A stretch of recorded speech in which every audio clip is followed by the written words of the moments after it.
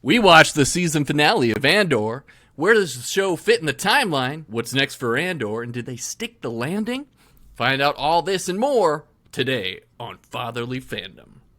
Hit that intro. 5, 4, 3, 2, 1.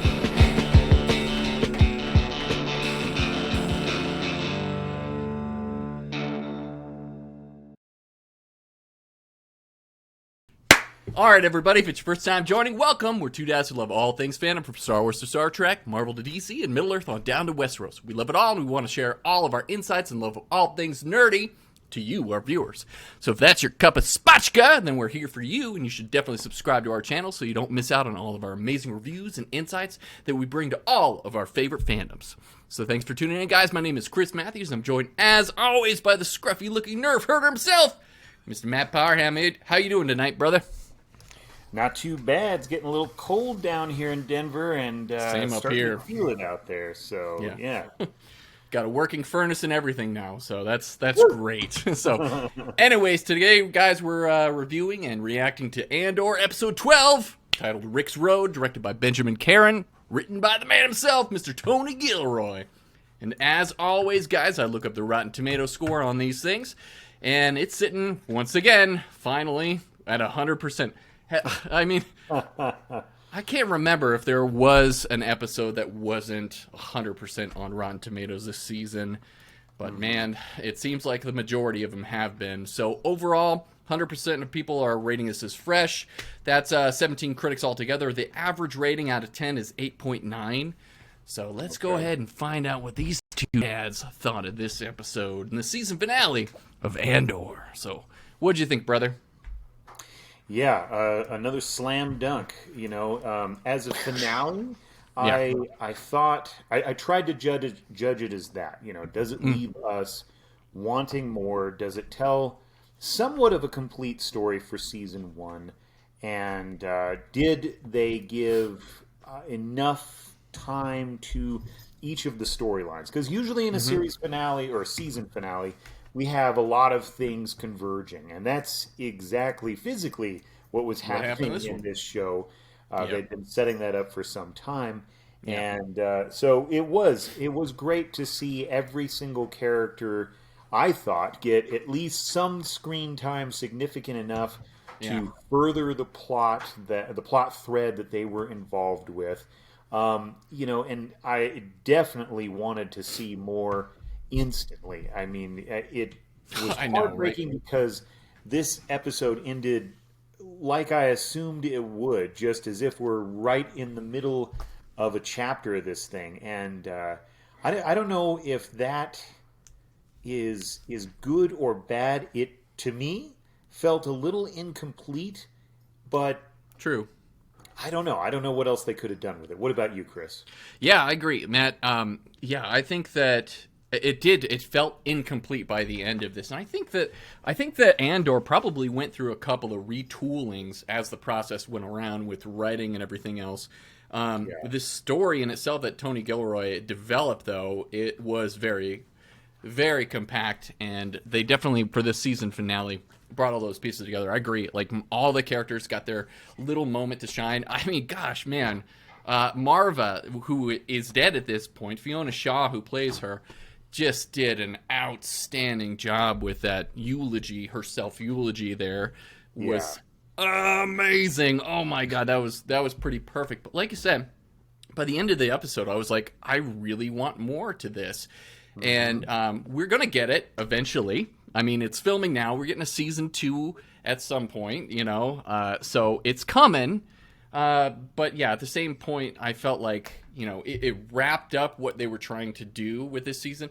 I think for the most part, Andor's story has been kind of him coming to this point, the self-identity of what he wants to do and where he's going to go in his storyline, and whether or not he's going to be a rebel or whether or not he's just going to try to skate off and do his own thing. And so the entire season was him making up his mind, getting to this point where he's all in. So that's definitely something that we get to see in this. And I really, you know, I got to bring up this again here, Nicholas Britell with his score. throughout the season was pretty amazing. And I read up on there's a Vulture article on here, and I'll link it in the post below, where he explains like kind of his reasoning for doing the things that he did. And if you guys notice throughout the title sequence throughout the season, it's changed it up all the time through this. In this final episode, we actually got to hear that band, that makeshift marching band that we got to see in this episode, and they're the ones that perform it heavy on the brass and everything. I really, really enjoyed that. Yeah. But it was really interesting to read up on like how they came up with this stuff. So I'll quote Nicholas Britell here, and he says, "I remember playing Tony that idea in the middle of 2021, this idea of not sticking to just one melody throughout the season for the title sequence.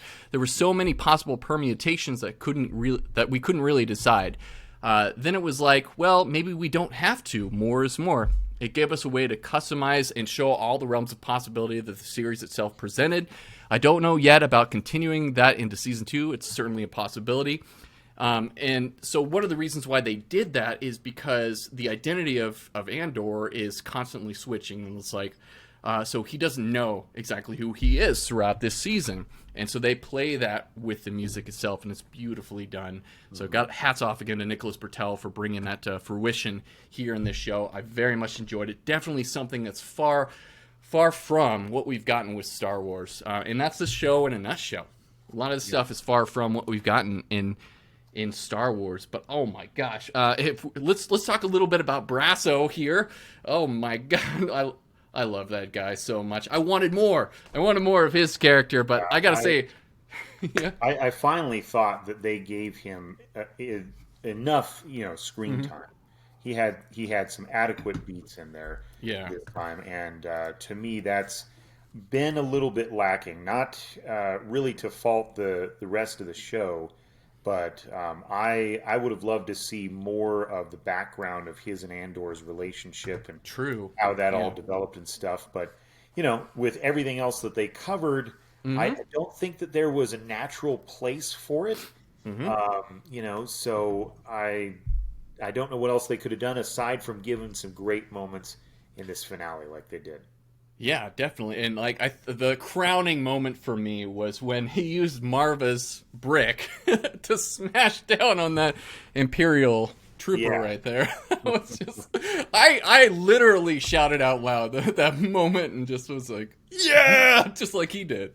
So I should have researched this before the show, but do you think that this will become something that people do now? Will people want to become bricks upon their untimely demise? Maybe, but yeah, that's another thing I really liked about the show is the culture that they presented in this with Ferrix. Ferrix has its own culture and its own funeral procession, and just again with that marching band, them warming up and everything and getting started in that building. That's actually a theme that they've built up from the times of Alfred Hitchcock. He actually did that a lot in his films with music as well. And they do this with this show too, of them building up to that moment and crescendoing with Marva's speech there, and then everything just breaking loose like that. And whether or not people make bricks of themselves, hopefully it doesn't escalate into the same chaos that we see in this episode. Right. I don't know. But, man, let's talk about Cyril Karn, though. I mean, my theory about Cyril Karn, out the window, I guess. I thought it was totally going to happen right then. Yeah. Right at the end. When he picked her up and everything. Oh, man, I thought either, and I'm glad it didn't go either one of these ways. Yeah. I thought either she's going to, kiss Deidre Miro, yeah.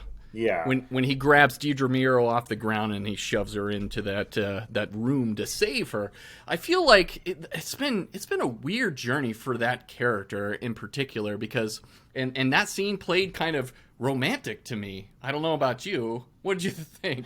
Well, it did, and that's why I thought she's in. As the scene's going on, I'm thinking in my head, she's either going to kiss him or I was like, don't do it. Don't kiss him. Yeah, either or. I kind of was wanting him to stab her. I don't know if that makes me demented or not, but as I was thinking that, I was like, that'd be such a curveball to throw in on top of everything else. It would be extremely disorienting. Like, where is Cyril's mind? why would he do that? Just all this stuff hanging. And I feel like sometimes that stuff gets thrown into shows, Yeah. especially when they're trying to end on a cliffhanger type of note, and it just makes absolutely so much nonsense that Yeah. when they get back to the show, there's no wrap up. They just kind of gloss over it, and we're just kind of like, what? Why did that character do any of that? And they spend the rest of the next season walking back that nonsense. And so I'm kind of glad that they just ended it on sort of a weird note. She says thank you, and then it cuts, and that's it. But I think if it had gone those other ways, it would have fallen flat for me. Definitely. And I feel like after that scene in particular with Cyril Karn's character basically coming to a close in this season, I had to reevaluate the character and what that character actually meant in the story that we've gotten so far. Because I kind of was like, well, what was his point? And I had to think about that for a little bit. And I think that the whole point is showing you a contrast to Andor. These two guys going in different opposite directions. So he is basically the mirror of Andor and his storyline, becoming a rebel and whatnot. And this character is more fanatical and being geared to the Empire. It'd be really interesting to see next season too. I think that they're going to be a subordinate or somebody working with the Imperials and ISB or something like that. Same as Andor is going to be, with the rebels and fully on board with them, with Luthen. So you got to see those characters with those main ideas. Like you have Deidre Miro as the ISB officer that he's attached to, and then you have Luthen with Andor, which they're attached. So there's kind of those mirrored elements with those two. All of those guys were coming down onto Andor in this finale as well. So it's kind of like that mirror. Everything rhymes kind of thing that we're it'll be interesting to see what they do with Cyril, because right now I feel like they have other characters that are fitting what I assumed his story was, which is sort of the like I was saying at the beginning of this show, the obsessed authority figure that's trying to track down the main character of the show, much like in Les Miserables. But we already have so many representations of that. Virtually everybody in the whole series was after Andor by the finale. So we really didn't need one more. And we've got all this sort of weirdness with his mother and his uncle and his dead-end job and him and the cereal, right? And his relationship with that sergeant that helped him out in the first episode, and obviously they're still on the same trajectory. I liked seeing them back together in sort of a buddy cop type fashion, but I really don't know where any of that's going to go, because they've set up so much regimentation in the Empire that either they go rogue and they try to track down Andor just as another group to put pressure on his character throughout season 2, or they surprise us and do something totally different. I mean, up to this point, I haven't been able to predict it, so I doubt I can say much for season 2 as well. Yeah, that's the one thing you got to give this show is its unpredictability. Like, I couldn't tell you how this show is going to end, at least for this season. Season 2, it's going to end with Rogue One. So we're going to get to see that. Season 2 is it? We're not going to get a number. That's it. That's all we're getting. So originally, this is kind of what I wanted to talk about here on the show today, guys, with the timeline and everything. I kind of wanted to talk about this. Originally, this show was slated to be 5 seasons altogether. So basically, what we were going to get is, so right now, like at the beginning of Andor, it starts at 5 BBY before the Battle of Yavin, Star Wars: A New Hope. And the season finale ended at 4 BBY. And so each season would culminate an entire year of the Rebel Alliance and whatnot. But they have had to retool that, I guess, and they are only going with just one more season. And basically what they're going to do that like 3-part story arc that they did this season. But each of those 3-part story arcs next season is going to culminate is over a year, so that encompasses a full year. I don't know how they're going to do that. They're definitely going to have to change up how their story goes. It's not going to be the same slow burn that we got this season. So a lot of you fans out there might actually enjoy that. But for me, I would have loved to seen, a full 5 seasons of this, seeing it progress into what we see in the Rebel Alliance, seeing it progress into what we know is Star Wars as well. So that's how it's going to go, and they're going to go up to 0 BBY at the end of the season finale of next season. So that's where we're leading up to. And a lot of people had questions too about, the Death Star and everything at the end. Did you get to see the tag at the end? It's the first stinger that we've gotten with Star Wars. I didn't watch it until I started reading articles about the show. Oh man. Because it was right at the end. We haven't had stingers the entire time. No.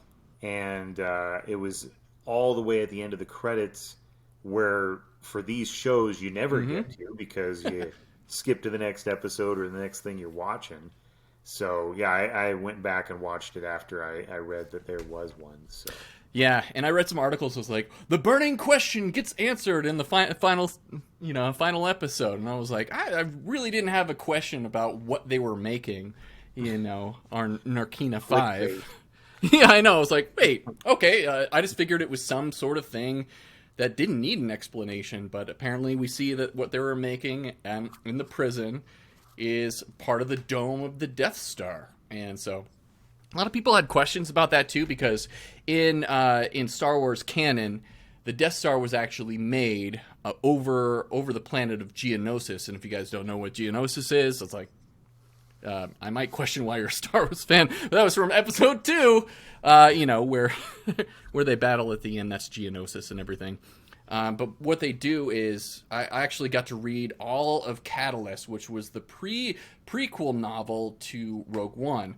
So I got to read that in the last week or so, just to prepare, because we're going to be watching Rogue One here soon. And I kind of wanted to see how it involved with Andor, if there's any kind of layover with that or whatnot. And in that story, they actually talk about how they were making the Death Star, like Poggle the Lesser and the Geonosians were making that during the time of the Clone Wars. So Krennic was actually invaluable at getting Poggle the Lesser to come and work with the Republic to start to make this battle station over Geonosis. So a lot of people had problems with this Death Star was over a planet that wasn't Geonosis, and you can tell because the planet's blue in the background of this episode. But what they explain in the book too is that the battle station, the Death Star, is actually moved, and they talk about how they move it from Geonosis, and we actually see this too in Rebels, the show Rebels as well. And so in that takes place around the same time as Andor. It starts off at 5 BBY and it goes to 0 BBY. So same type of thing that we're getting with Andor is what we see in Rebels. And in that show, they actually go to Geonosis sometime after that, and it's gone. Like, you don't see a Death Star there. You see the remnants of them building something big. They don't know what it is. And so you get the idea that they've moved this. It's somewhere else. So it's really not going against canon, seeing the Death Star above a different planet than Geonosis. So kind of wanted to explain that to you guys there. And when did they start making the second one? I think, I believe I'd have to do a little bit more research, but I think that it was being made at the same time. Well, see, that's what I assumed that this one was. Because you thought it was the second one. And if you look at in Return of the Jedi and look at the progress of that Death Star, it's got a lot of work that hasn't been done, and it's kind of like makeshift. And this one was definitely more complete. And if you look in Rogue One, if you've watched it lately, because we only see one angle. Well, you see that it's a full sphere. Like, the full sphere is done. The battle station is mostly complete except for the dome. But if you think about it, like how it appears in Return of the Jedi with all the stuff sort of on the back side, it's being still, I guess, like, you could probably move it, but I think that they would make that obvious if it was the second Death Star. But at the same time, if you go back and look at Rogue One, they're actually putting that last piece in the beginning of that movie, so it kind of lines up with that as well. And it does take some time. Like, they're still designing that whole thing, so they got like 4 years left to get that piece put into the Death Star and operational. So yeah, I do believe that is the first Death Star. And I think the second one is either being made or is they start to make it right around the time that the Death Star in A New Hope is finished. So I don't think it's at the same time. Well, and also, I know that this wasn't it, obviously, but with Star Killer Base, at what point does the First Alliance come around and start manufacturing that thing? Yeah, I mean that's Sometimes far probably off. after the Mandalorian or something like that. We don't discuss the sequels, remember? I don't know. And maybe they talk about that because there is a prequel book to the events of the sequel trilogy. So maybe they talk about that a little bit in there. I don't know. I have to do more research on that too. But yeah, so that's where it fits into the timing of this. Let's kind of talk about whether or not we think that this episode, this season, like this finale, stuck the landing. Do you think that it stuck the landing for this show? I really liked the culmination of all the stuff that we've seen come before. How each episode, no matter how long it was, informed us of how Andor got to this point in the story. And I was a little bit confused about exactly why he would just go and present himself to be killed by Luthen, but to me, I take it as like an invitation to Luthen. Like I want to be in the Alliance, and so I'm risking my life. But if you accept that, I'm in fully. That's how I took it, and in that regard, to me, it completes the transition or the overall arc that we've seen Andor go throughout season 1. So for me, it wrapped up nicely, and I think made the series feel whole. But I also I had to sit on that a little bit after it closed to the credits. And so I could also see the idea that people didn't accept that kind of interpretation of those last few moments and might have been a little off-put. What was your take?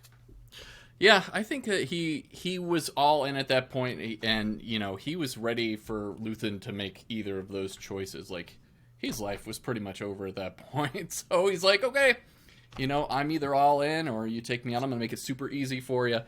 And it was nice to see Stellan Skarsgård just brilliantly, all he has to do is smile and you get it. It's like, all right, cool.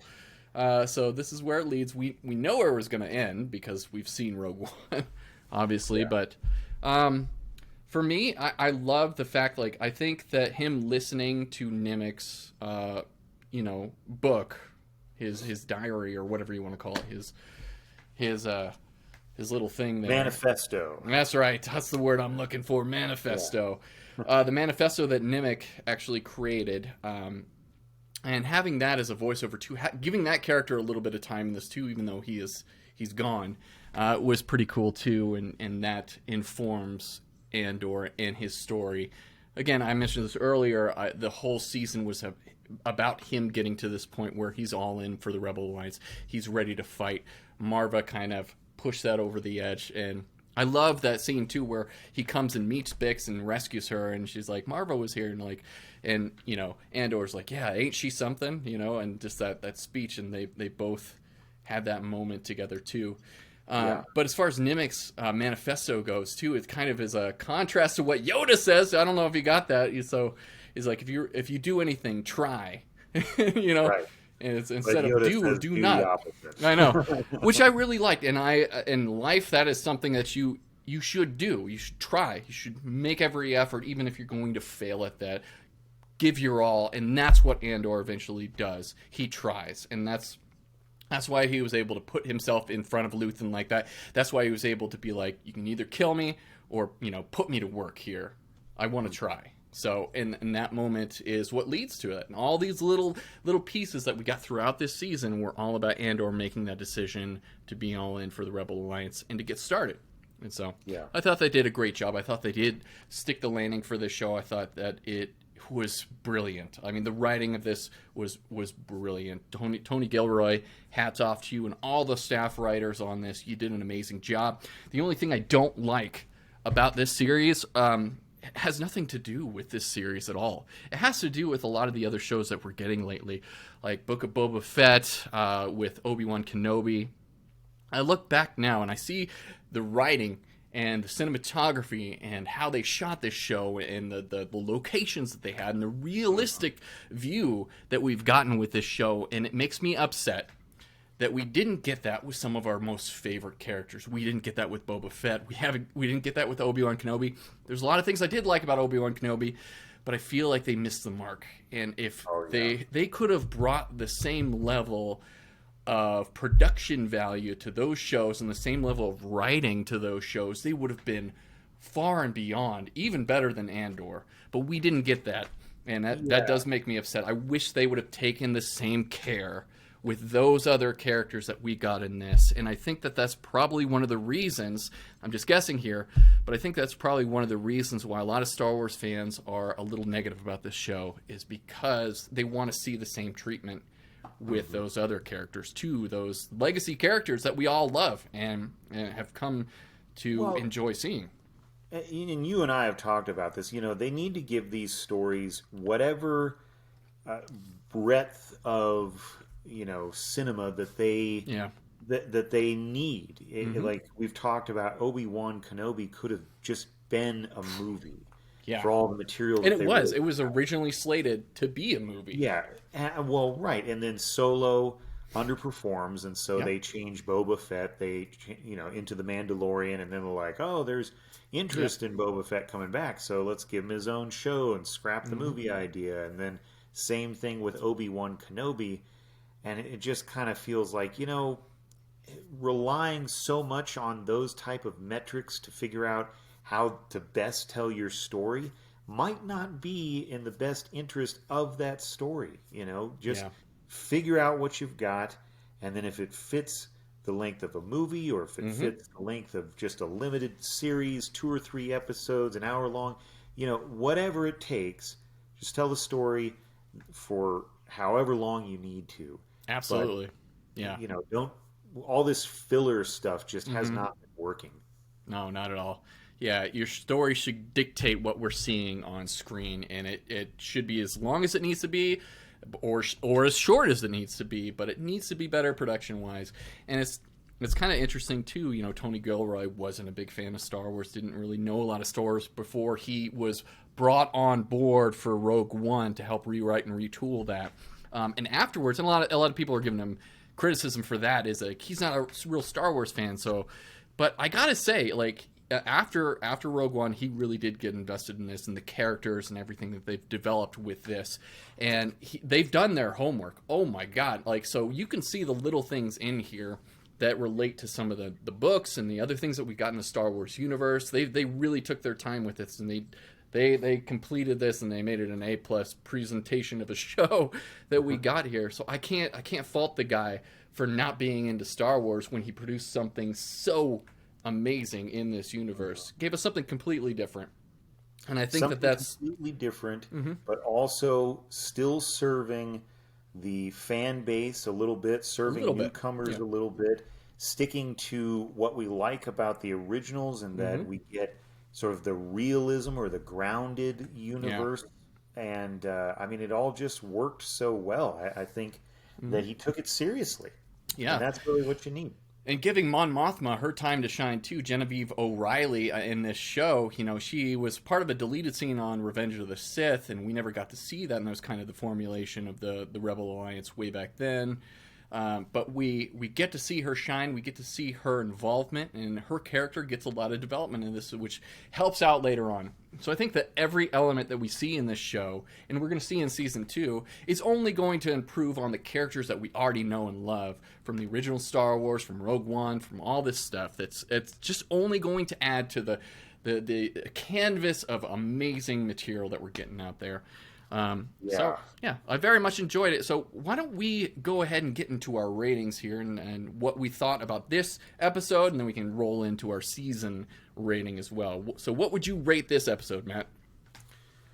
Perfection. 10 out of 10. And you bring up Mon Mothma, and even that character, with as little as she actually got to do in the series finale, it meant so much. I read an article talking about just the opening of her collar being her full commitment into the Rebel Alliance, and then Yep. you see the payoff with how she basically throws her husband under the bus, I throws her sacrificed her daughter out husband. there. Yeah, Yeah, daughter. Whew, yeah. just fully committed, and you saw so many of the characters make that next step in the journey towards forming a fully fledged Rebel Alliance.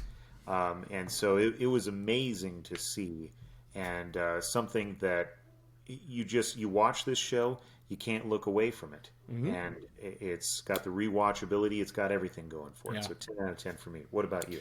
Absolutely. You know, at first, like once I finished that episode, I probably was going to give this a 9 out of 10. The first viewing that I had of the show, because again, like we talked about this earlier, it felt like it cut off, and I just wanted more. But yeah, after talking about it and after watching it a couple of times, and like you said, the rewatchability of the show is through the roof. And I have rewatched the entire season from episode 1 through 12 again just to be ready for this episode. And yeah, 10 out of 10. I can't give this any more praise than it is.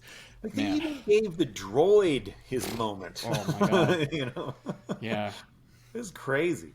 I felt Yeah, for a little bit. B2EMO. Yeah, I felt for him too, and that goddamn Imperial that pushed him over. I was like, Yeah, I know. son of a bitch. I was like, I hated that dude. I was like, get him, get that guy. So, and if you notice, like somebody was dragging B out afterwards, so he survived and he's on the ship.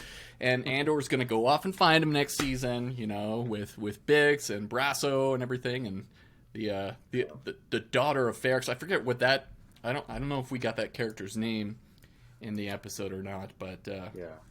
one of the daughters of Ferrix is also with them, going off on that ship. But yeah, 10 out of 10 for me. So let's talk about the season as a whole. What do you think? What would you give this season?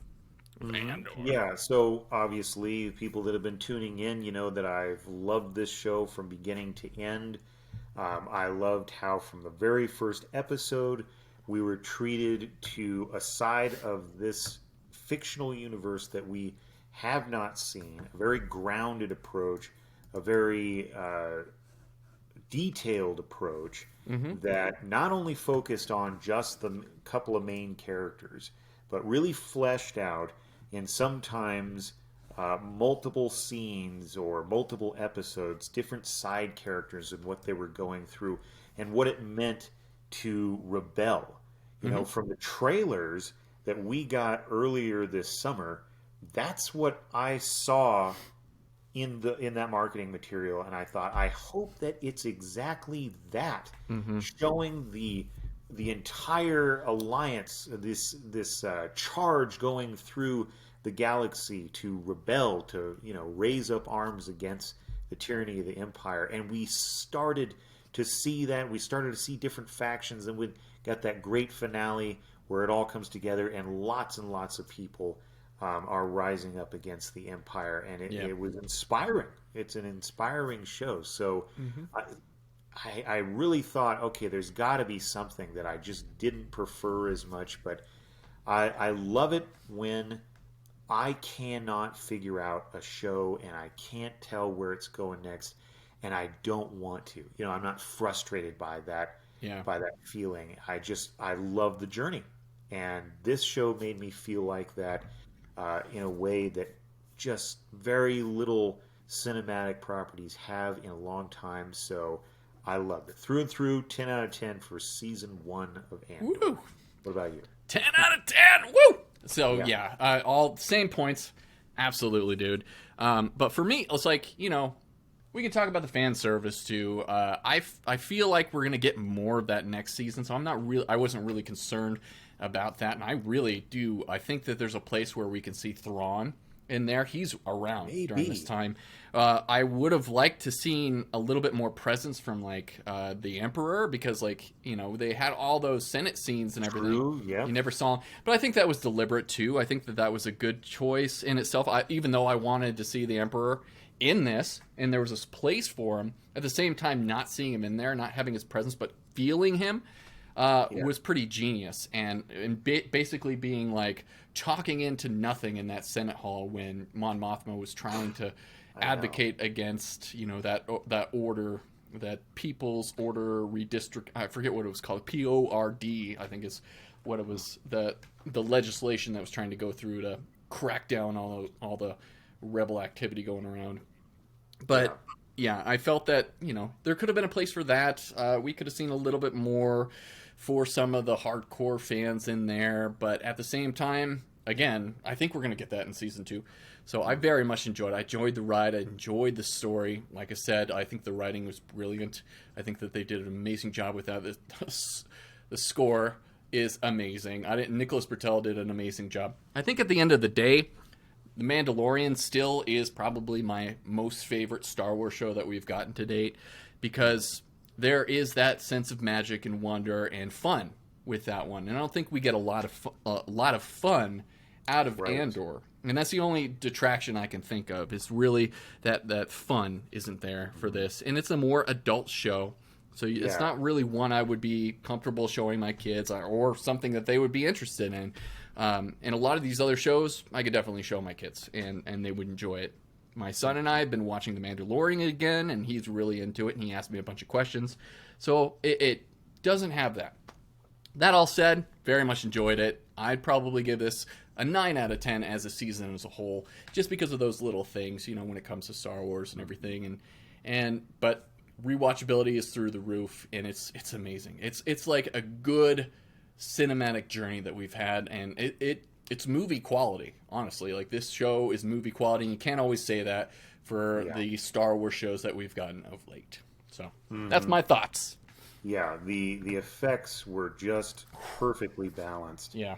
Not having something too overtly crazy, CGI fest going on, but just hints of the special effects, along with the great costume work. We weren't inundated with aliens and with droids and all that sort of thing. They wanted to tell a very human story. They wanted to tell a story about a community.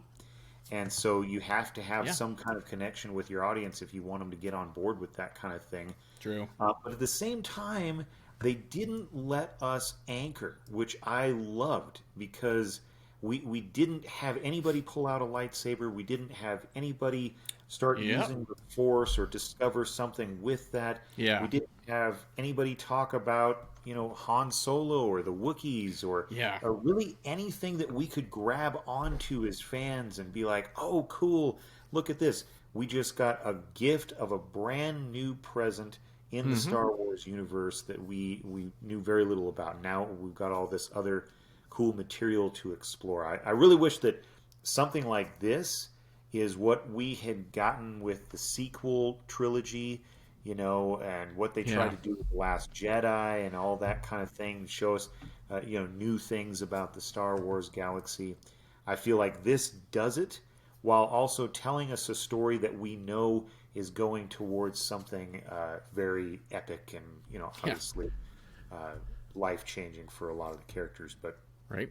I was so glad that they didn't have Luthen grab a lightsaber or something like that, or anything like that. So yeah, this is the first show that we've gotten, first anything I think, that hasn't had a lightsaber in it. Like even like Solo had Darth Maul at the end there, bust out his lightsaber right at the end in the hologram. So yeah, this is the first thing. You feel like they have to do that. They have to, force something to us, like, oh, it's okay. It's all right. You're in good hands. We'll do stuff that you remember. Yeah. There wasn't a ton of that there. Yeah. And it just let us open our minds to what else is possible with this type of fiction. Absolutely. And you said it before, and astutely said it in previous episodes, Matt, that this plays out like a novel. And it absolutely does. Yeah. And if you've read any of the Star Wars novels, it's on point with that as well. And I understand why some fans don't enjoy this. And it's okay if you didn't enjoy this particular season or this particular character or this writing or anything like that. It's okay. We're going to get other stuff here too. Mandalorian's coming up, Ahsoka. We're getting Bad Batch season 2. So Willow. It's like, Willow's coming up this week too. So there's lots of other stuff that you will be able to enjoy too. But I think that this definitely is one of the pinnacles of Star Wars for us as fans and just people who enjoy movies and television. Just it was a treat. I absolutely love it. It's a great Christmas present right here for me. So very much enjoyed it. The next thing coming up for Star Wars is Bad Batch Season 2. It comes out in January. After that, we're going to get The Mandalorian Season 3, which I hear is pretty spectacular from all the buzz that I'm hearing from the actors in it. But they have to kind of promote it. Talk about what a failure it is. Oh, man, it really sucked. But, yeah. It's been a terrible experience. I have high hopes for that. I hope that it gets elevated. I hope that this show can influence that to elevate its writing and everything else, because if they go for it, man, it's going to be some of the best Star Wars on television for sure. And some of it has already been that way, so it's going to be a lot of fun. We still don't have a release date yet for Mandalorian Season 3, but it's probably going to be in February. We do have a trailer. There's a trailer. From D23. That's right. And if you guys want, I did a reaction video to that. You can check it out on our channel. So it is up, and it's going to be a lot of fun getting to see that. And then we're going to get Ahsoka, Skeleton Crew as well. But for us, we're going to be reviewing Willow next. So the series comes up on Wednesday, so that'll be the next thing that we review here. And if you want to find us anywhere else online, you can find us on YouTube here, or you can find us on Facebook, Instagram, simply at Fatherly Fandom. And we also have a podcast now that we've been posting all of our episodes on. It can be found on Apple Podcasts, Spotify, and basically anywhere that you can find podcasts nowadays. I have it up every which way. Just search for Fatherly Fandom. You'll find it. Just Google us. Yeah, exactly. So anything else before we hyperdrive on out of here, brother? No, I don't think so. We covered it all tonight. I think we did. And as always, from our families to yours, have a good one. May the Force be with you.